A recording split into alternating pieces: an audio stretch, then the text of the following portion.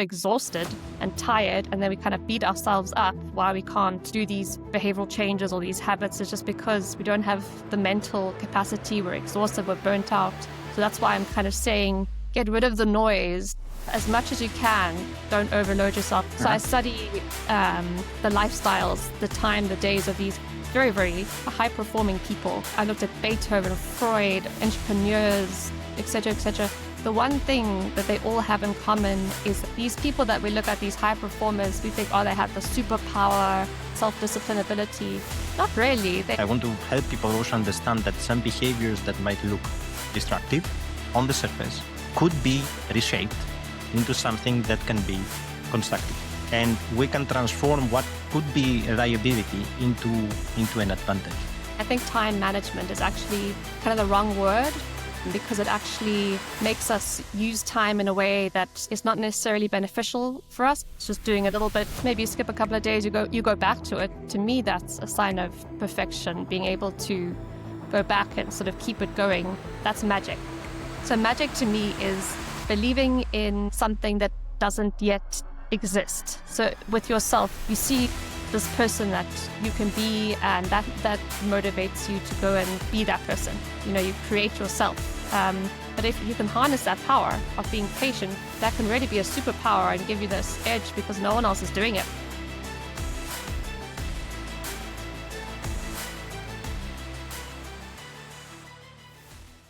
Welcome to the BAD podcast that helps you build behaviors that drive achievement through discipline, because self-discipline is the foundation of every transformation. This episode is dedicated to performing under pressure, because that's when you're tempted to break your discipline. First, we'll bust some myths and misconceptions about bad habits with science, and we'll flip what could be perceived as bad into your best asset. Then we'll break down a system, a blueprint for lasting change. And lastly, I'll invite the listeners to try that out and share the journey. My guest today is Sabina Funk, a neuroscientist specializing in cognitive enhancement, productivity, and well-being. She translates cutting-edge research into actionable strategies that transform how people think, work, lead, and thrive. Welcome, Sabina. Thank you. Good to be here. Sabina, you studied cognitive neuroscience, and now your research is linked to health, performance, and well-being at Oxford University and Warwick University. What motivated you to follow that path?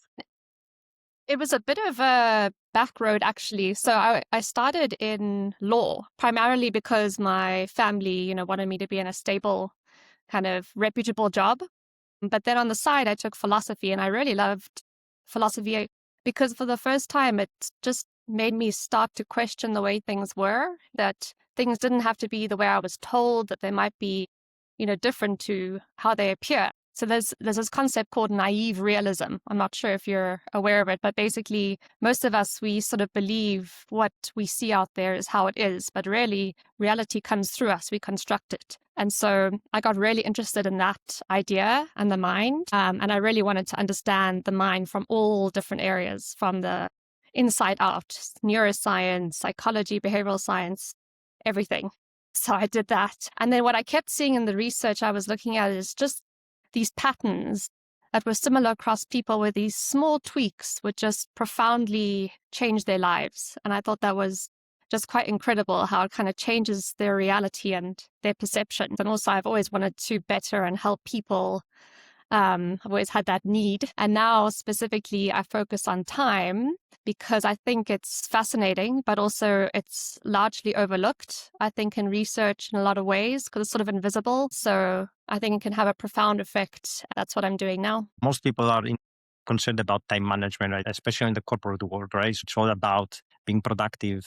And that might not be the best way to achieve your goals, right? It creates a lot of pressure. I'd love to discuss today some of these myths, misconceptions that people have about time, about pressure, why they might be stuck actually. Yeah, no, that sounds exactly right. And I think also the word management, time management, is actually kind of the wrong word because it actually makes us use time in a way that is not necessarily beneficial for us. We overload ourselves because we're trying to manage it so tightly. And I think that's actually harming us more than it's helping us largely. Yes, I would love to discuss some of these mental challenges, right? When you're building discipline, because discipline is required for transformation, to empower you to reach your goal. I want to help people also understand that some behaviors that might look destructive on the surface could be reshaped into something that can be constructive. And we can transform what could be a liability into an advantage. Yeah, sure. I think it's such a good and interesting question, this, because as humans, we tend to have this black and white thinking, dichotomous thinking. Either it's good or it's bad and nothing in between. You see it especially in this political climate, everything is this way or this way, it can't be good and bad. So I really like this question. And I think if you have the ability to see both, it's very advantageous because it allows you to be more accurate, and really help yourselves and others. So yeah, this question really, what it brings to mind is psychopaths. So Okay. if you think about psychopaths, so the traits of a psychopath, I'm not sure if you're aware of them, but basically it's this reduced emotionality. So they kind of tend to have maybe less empathy or more so it's a reduced affect, but also a reduced arousal or anxiety, which tends to also then come with a greater self-confidence. And then on the other hand, it's also this proneness to stimulation or risk-taking. So kind of a impulse control lack. And so you can actually see this in the brain. It's really interesting. So in people with psychopathic traits, their amygdala, which is a part that, alerts us and arouses us and stimulates us, is dysfunctional. And then their frontal lobes, which is very much involved in impulse control, regulation, these kind of things, processing these higher order emotions like empathy, guilt. And in processing them, we also regulate them. So you can actually see dysfunction there too. So it really relates nicely to their traits. But, we tend to associate psychopaths with violent killers and these evil, manipulative people. But it's not entirely the case. You find people with these traits in very helpful and valuable positions like surgeons, scientists, even psychotherapists, entrepreneurs, leaders. So these same sort of traits can become very destructive or can become very helpful and beneficial. And so I think that the role of context is very, very important here. And what I mean by context is the environment that we grow up in that shapes the traits that then express themselves later in life. And as we are adults, the environment we're in, but also the context or environment helps interpret our actions or outcomes. So in one instance, it might be good and helpful, and in another, not so good and helpful. So James Fallon, he's a neuroscientist. So he was basically studying these psychopathic brains, and then he realized he himself had a psychopathic brain. He just didn't realize it. So here you see again a very useful member of society, this neuroscientist, having these psychopathic traits. But what he says differentiates the violent killers from these more useful pursuits is their childhood. You see that these violent killers, they tend to have very traumatic, neglectful, and very antisocial kind of environments as they're growing up, as opposed to these other psychopaths who end up as surgeons or scientists. They tend to be in loving and supporting environments because that allows these individuals to channel these traits in more kind of beneficial ways, or the people that love them and support them help guide them in sort of more constructive avenues. So that context, that environment then shapes their traits as they grow up and into a bad or a good way. And so I think the power of the environment is very, very important, and knowing when this trait, the skill or ability that you have might be good and express, might be the right thing to do, and when to hold it back, depending on the context and the environment. So yeah, I think the power of context is very important, and it's overlooked in our individualistic society. We just rely on ourselves and this willpower. Understood. So we associate some high performers with obsessive traits. Business leaders or high performance athletes, scientists might have extreme discipline or extreme dedication. How does the default environment affect habit formation? Yeah, so you as a surgeon have this kind of ability, this reduced affect. It allows you to slightly distance yourself away from your patient. So you're not so emotionally involved, and that emotion kind of overpowers your performance, and you're just able to solve the problem sufficiently. So you can see how that's advantageous for a surgeon or a leader, being able to have this self-confidence, not be so fearful someone, being able to take risks or do new ventures like an entrepreneur. This is a good thing. So these children who have these traits and grow up, their parents and their environment will help them sort of learn to cope with these traits, channel them more in these constructive pursuits, learn to maybe cope with these sort of impulse control issues that they have. It's not just about childhood. I must emphasize it's also about your environment now. And you see these people with impulse control problems, that there's these interventions such as meditation, which can actually activate the frontal lobe. So even when they're adults, they can still change it and their symptoms of impulse control go away. Cognitive behavioral therapy, there's lots of things that you can still do. So it's not just childhood. I just want to emphasize that. Mm-hmm. Could you help us also understand, right, how the brain works to develop habits, right? So what's actually happening? Because a lot of these behaviors might be automated, right? Automated expressions, right? And then could be labeled as procrastination, laziness, right? First, to make a habit, it's very difficult because largely it's recruiting that frontal lobe, which is very energy demanding. It takes a lot of our energy, a lot of our time. It drains us. It's very difficult to get that activated. But then over time, and not even that much time, you start to not recruit that as much, and you have these deeper, more subconscious, habitual parts of your brain that take over. You don't even have to think about it much anymore. And so it's that kind of transition then into there. But it takes time and it takes a bit of practice. But I think people get put off because they're like, oh, this is too hard. I can't do this. And it is at first, but it doesn't even take that much time for it then to go down into the subconscious habitual part, where you don't have to think about it much at all, and it just becomes habitual and much easier. It's also that once again, the structuring of your context can make that a lot easier for yourself. So you're not so reliant on your frontal lobes because there's other things you put in place that just make your behavior go that way, rather than effortfully trying to do the thing that you really want to do. So yeah, the power of your environment is also very important, I would say, yeah, and underestimated. A lot of people think they just lack discipline, or they're not wired this way. And it might also be that you just don't have the right type of systems, or your default environment might not be, might be sabotaging what you want to do. Yeah, for sure. I would say the most important thing is the people you are exposed to. If you can surround yourself with people who are role models or just helpful, constructive people, and maybe try and not be around those who are destructive as much as you can. So I study the lifestyles, the days of these very, very high performing people. I looked at Beethoven, Freud, entrepreneurs, etc., etc.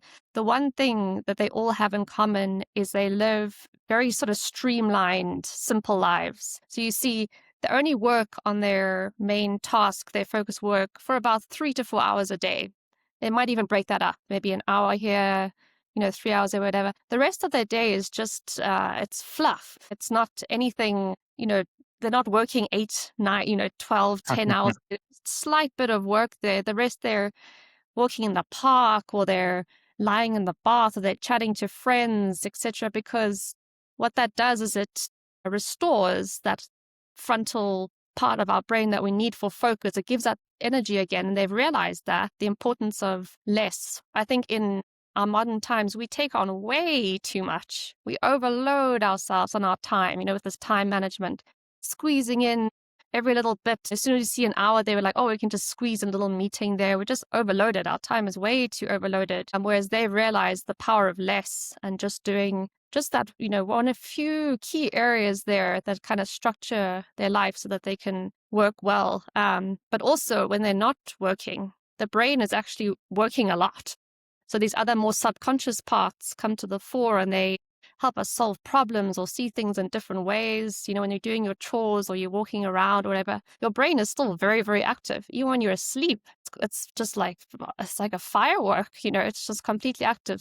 Yeah, I think when you look at these really, really high performers, they're doing a little bit is on their kind of main behavioral chains work. The rest is sort of fluff, but it's not really fluff at all. So that's how they structure their environment. Quite simple, very few key areas to help really support them in their work, and that give them meaning and motivation to actually want to go out and do the work that they want to do.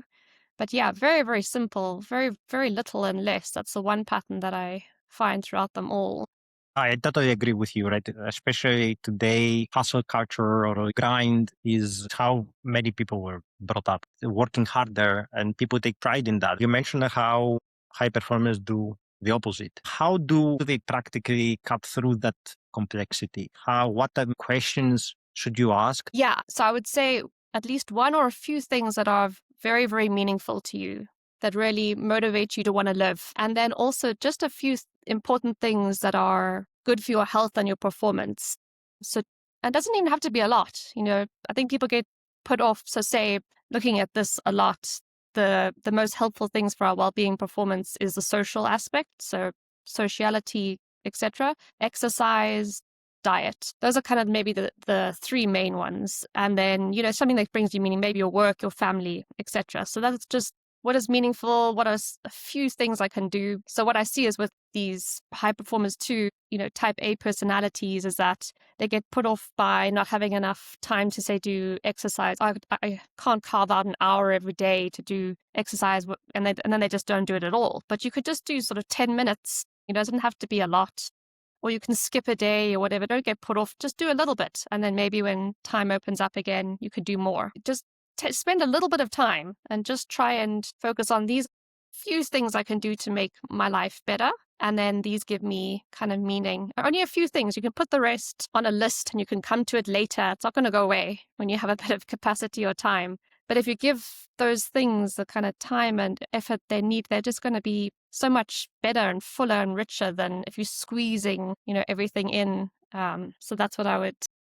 You're talking to somebody that tried so many things to be productive, and many people feel that reward of just ticking boxes, right? But what I found is that you need to have a very clear vision of what you want to achieve, breaking it down into smart goals, and then stick to that simplicity, as you said, right? Stick to only doing that for the most productive part of your day, protecting that as much as possible. And gradually that becomes an automated way. You don't have to think about it too much. You touched upon perfectionism, right? That you have to do a full workout, right? Otherwise, it doesn't count. People don't understand that discipline comes from the fact that you don't need to be perfect. You need to be consistent, even if that means that I'm doing the absolute basic. Does it Exactly. resonate with you as well? Yes, exactly. Yeah. And, not to be put off if you miss a bit or, skip a few days or, you know, this perfectionism that, oh yeah, well now I haven't done it perfectly, so I can't, I stop. But that is perfect to me. It's just doing a little bit, maybe you skip a couple of days, you go back to it. To me, that's a sign of perfection. Being able to go back and sort of keep it going, I think is to me what perfection is. But what I also wanted to say, the point you made with these smart goals and sticking to, and this is kind of the main advice people always get, and it's useful, but I think what's neglected is that we don't give ourselves the capacity to actually enact these goals, do these smart things, because we're so exhausted and tired, and then we kind of beat ourselves up why we can't do these behavioral changes or these habits. Is just because we don't have the mental capacity, we're exhausted, we're burnt out. So that's why I'm kind of saying get rid of the noise as much as you can. Don't overload yourself. I know for some people that's not sort of so easy, but I think we can unload ourselves much more than we realize. Mhm. And it's kind of addictive. Like we like taking on more. It feels good. So it's also kind of getting over this addiction for more and this additive bias that we have, that more is always better, always being busy, doing it's a sign of success. Also comes from this Puritan, work ethic. We've inherited that working more, profit, that's good. And it was good back then when it, in the 16th century and going forward when it was promoted. But we no longer need that kind of system anymore. We've got too much. We've got so much. And when you take on too much, all it does is it just exhausts us. It exhausts our mental capacities. That prevents us from really changing successfully, from doing these smart goals, from maybe being consistent, because we're just taking on too much, in my opinion. I find what you mentioned quite interesting, because acting what needs to be done, right, even if you don't want to do it, is so important. Destination, right? So in many cases, I would say is labeled as laziness, right? But it might be burnout. But having that clarity of vision of what needs to be done, as you mentioned, as you look at these high performers that they take out the noise, is so important. How do they cut through what needs to be done? Yeah, I would say it's just these very simple few things that they have in their life that support their work, but also bring them meaning. So they have their one goal, which is their work, and that is their mission, their purpose, their development. And then they have their family, their support structure, or maybe some exercise, walking in the park, whatever. So these kind of other aspects, just a few, are what support them, build them up, give them that high performing ability. And then they have their one goal or thing that they're working on, and that's their focus time, 3 or 4 hours a day. So they've just, maybe even it's just trial and error. They found that, okay, these things work for me. A lot of the time we think things are much more important or necessary than they really are. I found that in myself. I used to exercise every day and, want an impeccable room and clean house. And then I one day just stopped doing it. I just started doing much, much less. And, I'm fine. I'm actually better. I realized actually it's not that important at all. So I think if you just try it, like just let go of a few things or cut back and say, oh, okay, is my life better? Is it worse? They have a lot of slack in their lives, so that allows them to dream or play or, there's a lot of that going on too, because they only have a few simple things. There's so much slack that they're able to just come up with different things, and that, someone who's always workers and focused and stressed and burnt out can. So yeah, maybe it's a bit of trial and error. Just practice it. Just produce one thing that you think or cut it back and then see, oh, okay, how did that change things? Am I better for it? If I just have a bit more slack in my day where it's not so jam-packed, how does that change my performance? Am I actually doing what I really care about better? Do I really need to answer all the emails every day quickly, or would it be okay if I don't? That kind of thing. So that's just sort of practicing it, trying it out in your own life, I would say. Just experiment a bit. I was wondering, what is the role of emotion into behavioral change? Because sometimes this deep rooted emotion helps you be disciplined, or when you fail or you get, tempted, go back. Yeah, no, definitely. The emotional parts are more subconscious, deep in our brain, and something that we share with most creatures. If you can recruit it in a good way, so if you can get that rewarding part to sort of come online, maybe it's through having this mission, this passion, something that curiosity, whatever, if you can get it to light up in that way, you literally see that deep part then turn on other areas of the brain, especially the frontal lobe. It alerts us, it activates us, and makes us work better because of this. But at the same time, that part can also be very negative, make us anxious and stressed, and then tends to shut down the frontal, more important parts of our brain. So yeah, I think one thing quite interesting is with addiction research is that what happens is when you have this addiction, you have this urge. It's almost like a craving monster. That's what Judson Brewer calls it. So this monster kind of cries out to you, and it's so painful. It says how his patients say it's almost unbearable. But if you just ride it out, and it's at that point where it's the most unbearable, that it then just starts to quieten down and it dissipates and it's gone. You can just ride it out. You'll see that it just disappears and goes. It's not actually a monster at all. And maybe having some kind of vision or meaning as to why am I doing this behavior or why am I not might also help you wait that monster out. So you ask yourself, okay, is this thing really that rewarding, or is it as sort of meaningful and rewarding as I think? Or what will happen if I don't do it? What will suffer? It's kind of remembering why you are doing that thing or not doing it. Maybe that also helps you wait it out. I wanted to touch upon the neuroplasticity, because you have to believe that you can do specific things, right? Otherwise, I don't think anybody achieves that. Is that also part of that framework, in your opinion, thinking positively or thinking that you can achieve it? Because as you mentioned in the beginning, there's no objective reality. We perceive reality. For sure. Yeah. To me, that's magic. So magic to me is believing in something that doesn't yet exist. So with yourself, you see this person that you can be, and that motivates you to go and be that person. You create yourself. So if you have some kind of aim or goal about yourself, about being a certain type of person, or about there's some kind of mission, something you want to do that it's really sort of meaningful to you, that can really recruit that frontal logical rational part of our brain, which helps us also override more subconscious, maybe less helpful emotional areas. So that can be very, very powerful too. That's what people call visualization or right believing. Yeah, exactly. I think if you, especially a very concrete either image or word or something that you can just hold on to, that gives you that good emotional quality. So you're using that kind of emotional side that gives you a bit of passion or inspiration, something that you're like, oh yeah, that feels good, that feels right. And then that, when you activate it, when you remember it during times when the emotional part of you is it's not so helpful, it can also help quieten that part down. I thought in the research I've done, that seems to be quite a powerful thing to be able to do. Yeah.